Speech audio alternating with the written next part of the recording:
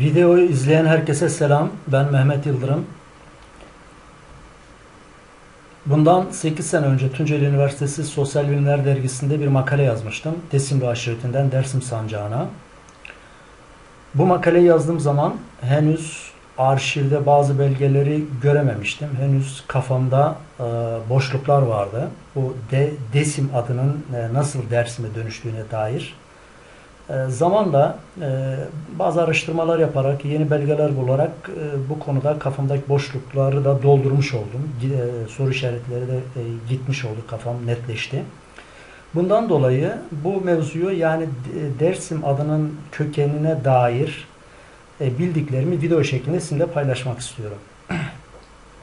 Şimdi ben 2010 yılında arşive ilk gittiğim zaman 2010 ve 11 yıllarında 1848'den önce yazılmış olan belgelere baktığımda orada Desim yazıldığını gördüğüm zaman şaşırmıştım. Çünkü biz yörede Dersim diye demiyorduk. Yaşlılarımız hep Desim diyorlardı.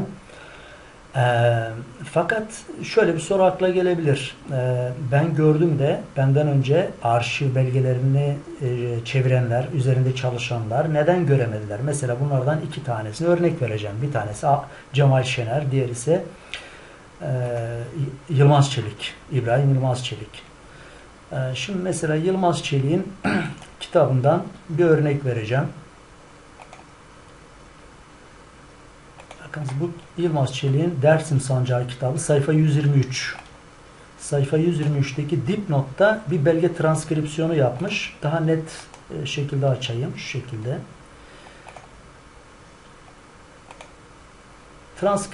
Belgenin transkripsiyonda şöyle çevirmiş Yılmaz Çelik. Cevdet Dahiliye arşiv numarası 15197 olan belge. Şeyh Hasanlu ve Dersimlu, bakın R kullanmış. Yani belgeyi latinize ederken bu şekilde kullanmış. Şimdi belgenin orijinalini açayım. Bakalım ne yazıyor orijinalinde.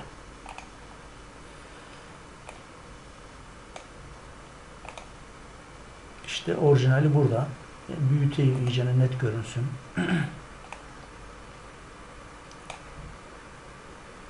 Evet. Şeyh Hasanlu ve Desimlu. Desimlu. Bakın nokta bile kullanmamış. R de yok, nokta da yok. Evet.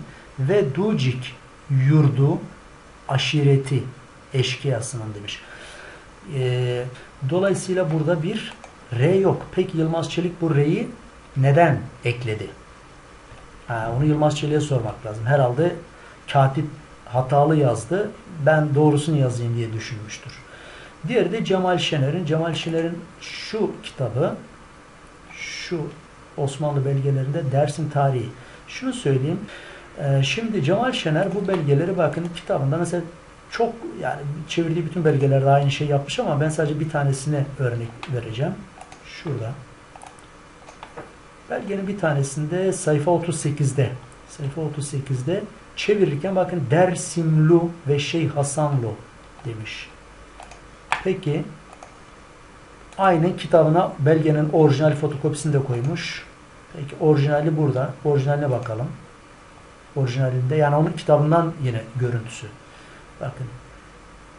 Desimlu ve Şeyh Hasanlu. Burada R var mı? Yok. Bakın Deysimlu. Nokta koymuş ama. Deysimlu ve Şeyh Hasanlu demiş. Dolayısıyla R yok. Peki Cemal Şener neden bu R'yi ekledi? Ahmet Hazerfan mı R'yi ekledi? Yoksa Ahmet Hazerfan doğrusunu çevirdi, Deysimlu Cemal Şener yayınlarken mi R'yi ekledi bilemiyorum. Ama muhtemelen o da katip yanlış yazdı, ben doğrusunu yazayım diye R'yi eklemişti oraya. Şimdi Yılmaz Çelik'in bir hatasını daha burada söyleyeyim. Bu Dersim Sancağı diye bir kitabı var. Hem transkripsiyon hatalarıyla dolu hem de başka metodolojik olarak da bir sürü hataları var. Ama ben sadece bir örnek vermek istiyorum. Pardon, bu değil. Şurada.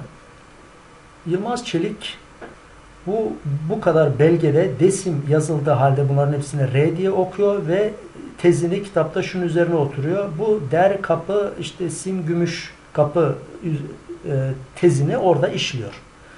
Ve bunu desteklemek için de Cevdet Türkay'ın kitabından Oymaklar, Cemaatler, Oymaklar, Aşiretler ve Cemaatler sanırım diye bir kitabı var. Oradan örnek veriyor. Diyor ki Cevdet Türkay Desimli aşiretini anlatırken Desimli aşiretinin işte altın ve gümüşle uğraştığını söyler. Orada da bir alan.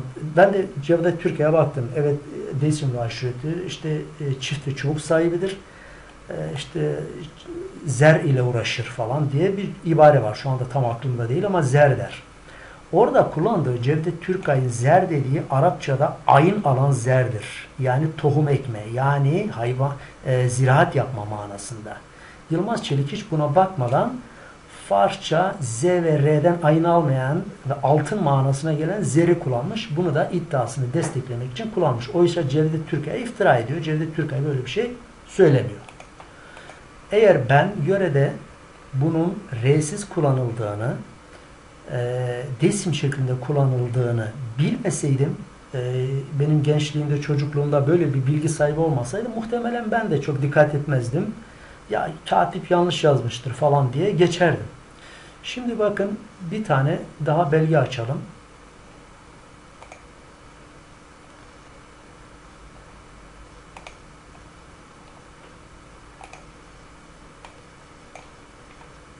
Şurada. Bunun gibi bakın 1782 tarihli olan bir belgedir. Bunun gibi şu anda belki 50 tane belge var elimde. Ve hepsinde de aynı şey yazar. Sadece bir tane, iki tane örnek aldım. Şöyle yazar bakın. Olunup Ma'da Ducik ve Desimlu Ekrad-ı eşkıyalarının hepsinde böyle yazmış. Ya Şeyh Hasanlu ve Desimlu demiş, ya Ducik ve Desimlu demiş, ya da Desim ve Ducik demiş. Yani hep beraber kullanmış. Dolayısıyla şu ve D'yi hep yan yana beraber kullanmış. 1840'tan önceki belgelerde. 1847'de sancak kurulurken de gene aynı bu tabirle yazıldığı için İstanbul'dakiler %99 muhtemelen şöyle yanlış okudular. Şunu D olarak okudular. Şunu da R olarak okudular. Şimdi onunla ilgili birkaç tane daha örnek verirsem daha net anlaşılacaktır. Yani eğer dikkat etmezseniz Tanzimat dönemi rikasında daha şeydir. Bu kadar böyle vav'ın şeyi keskin değildir kıvrımı. Dolayısıyla vav'ı D olarak okuyabilirsiniz.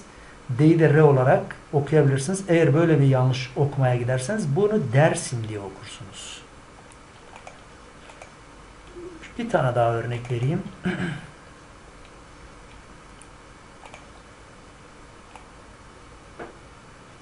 Kaç tarihliymiş? Tarihine bakalım. Bu daha geç tarihli. Mesela 1837 tarihli olan bir belge.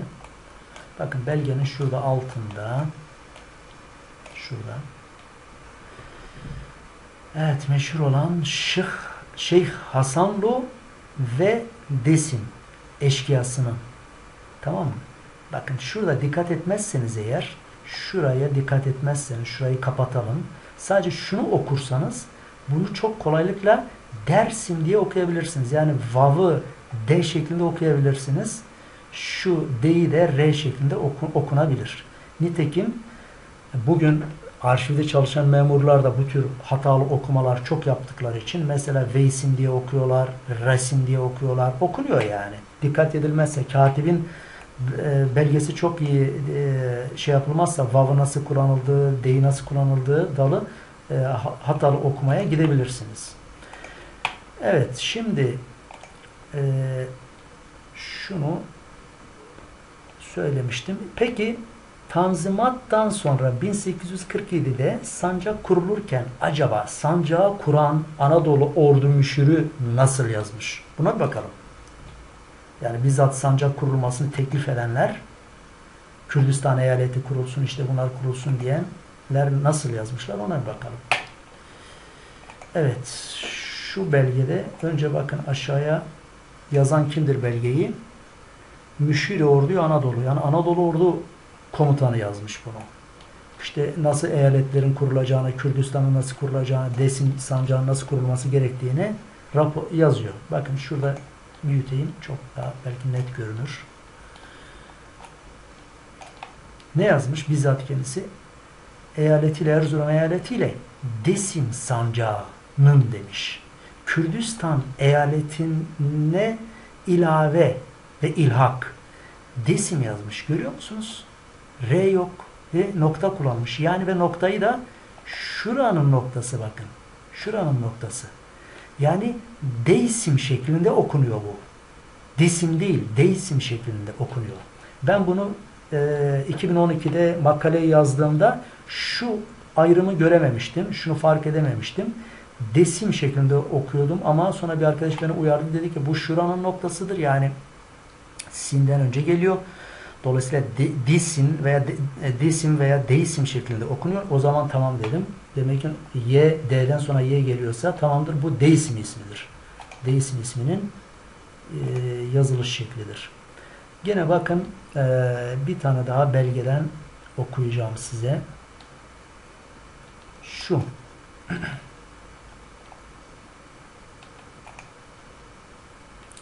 Raporu yazan Irak Ordu-i Hümayun erkanından Ferik İzzet Paşa'dır. Gene 1847 olması lazım. Raporu veya 48'in başı olması lazım. Bakın ne yazmış? Görüyorsunuz. O da iki nokta kullanmış. Deysim şeklinde kullanmış. Deysim Dağı. Demek ki bunda da R yok. Peki başka bakalım. Veli Paşa değil şuna bakın. Palu'dan çok önemli bir tane daha belge açacağım.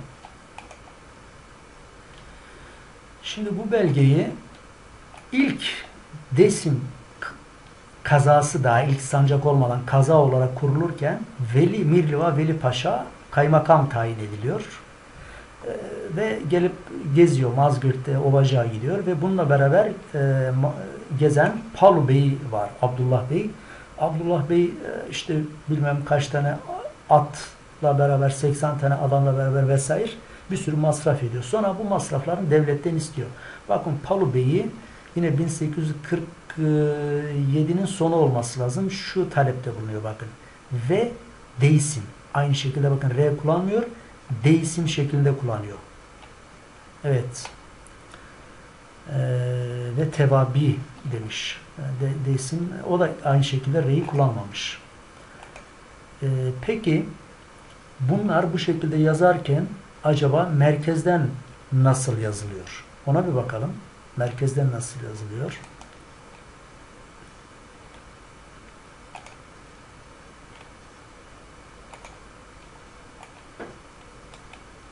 Bakın merkezden yazılmış olan irade. Şuraya dikkat ediniz. Bir de bakıyoruz ki şuraya evet Y var ama R eklenmiş. Peki bu R neden dolayı eklendi? Yani Anadolu Ordu Komutanı işte diğerleri yöreden hep şey yazarken R'siz yazarken İstanbul'dan bu R neden eklendi? İki ihtimal var.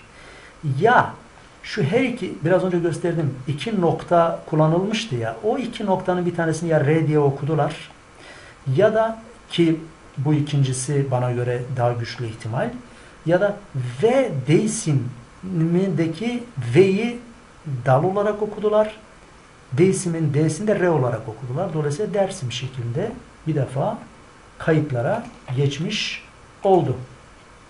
Bakın bir tane daha örnek vereyim. Yöreden yazılmış olan yöredeki insanlar nasıl yazmışlar bakın. Bu da daha geç tarihli bir belge. Kaç tarihli? 1853 tarihli. Yazan kim? Ahaliden birisi. Çemişgezek sanırım civarından yazmış olması lazımdı. Harput eyaletinde Muzaf Desim şuraya bakınız. Ne yazmış belgede?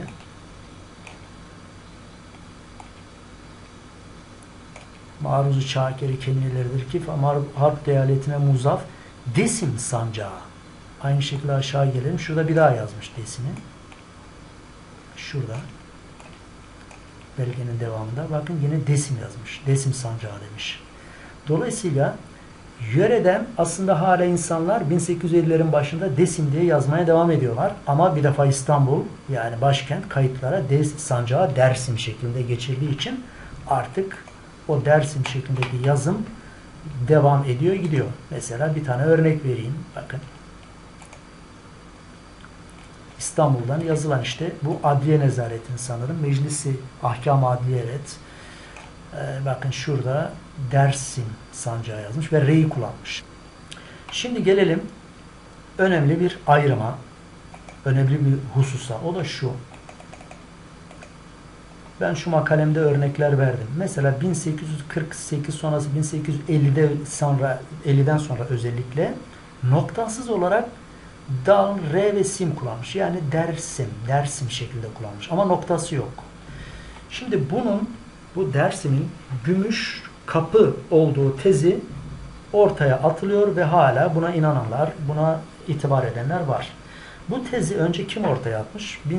1950'den sonra Nuri Dersimi.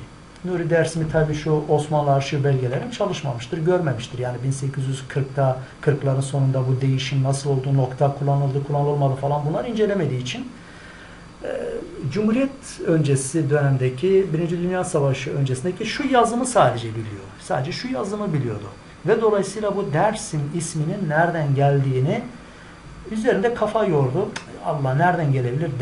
Farsça kapı, sim gümüş, muhtemelen gümüş kapıdır diye bir yorumda bulundu. Ama çok önemli bir şey söyleyeceğim. Osmanlı katipleri eğer şu DRSM'yi gümüş, yani buradaki simi gümüş manasında kullanmış olsalardı kesinlikle nokta kullanırlardı. Çünkü bakın açayım sözlükten, lügattan. Şurada görüyorsunuz Farsça sim nokta alır. Osmanlı katipleri simin nokta alacağını daha doğrusu bilmeyecek kadar cahil değiller. Biliyorlar. Eğer bunu eğer gümüş manasında kullanmış olsalardı Birinci Dünya Savaşı'nda Cumhuriyet dönemindeki Dersim yazanlar eğer bunu gümüş manasında kullanmış olsalardı buraya noktayı koyarlardı. Dolayısıyla bu adamlar bunu evet DRSM yazdılar ama bu gümüş manasında kullanılan bir Dersim değildi. Söyleyeceklerim bu kadar. İsim nereden geliyor onu da söyleyeyim. Ben sonra bu noktanın aslında DYSM şeklinde olduğunu fark ettikten sonra yani simden önce kullanılan bir nokta olduğunu fark ettikten sonra bunun Deysem isminden geldiğini ve Deysem'in ismine baktım. Hakikaten İrani, Kürtlerde de kullanılan özellikle Selçuklular döneminde kullanılan Deysem diye bir isim var. İşte anlamını bilemiyorum. Kurt yavrusu falan manasına geliyormuş. Bir de Heysem'i var. Bunun Heysem bugün hala kullanılıyor. Mesela burada benim tanıdığım var ismi Heysem olan. O da ayı yavrusu manasında kullanılıyormuş. Dolayısıyla bu isim yani Desimli aşiretinin büyük atası mutlaka ve mutlaka ismi Deysem'di. İsim de oradan geliyordu. Deysemli aşiretim. Biz de zaten Zazaca Deysemo diyoruz. Yani Desimu diyoruz. Bu kesinlikle bir şahıs ismidir. İddiam şu değildir. İlle de R bırakılsın bundan sonra Y'li Deysem şeklinde kullanılsın değildir. Ama bunun en azından bu yanlışın nereden kaynaklandığı bilinsin. Bunun idrakinde olunsun ve bu hatanın ne zaman nasıl bu R'nin eklenildiği fark edilsin ve buna göre davranılsın. Ve gümüş kapı tezinin de kesinlikle zorlama bir yorum olduğu bilinsin. Amacım sadece bu.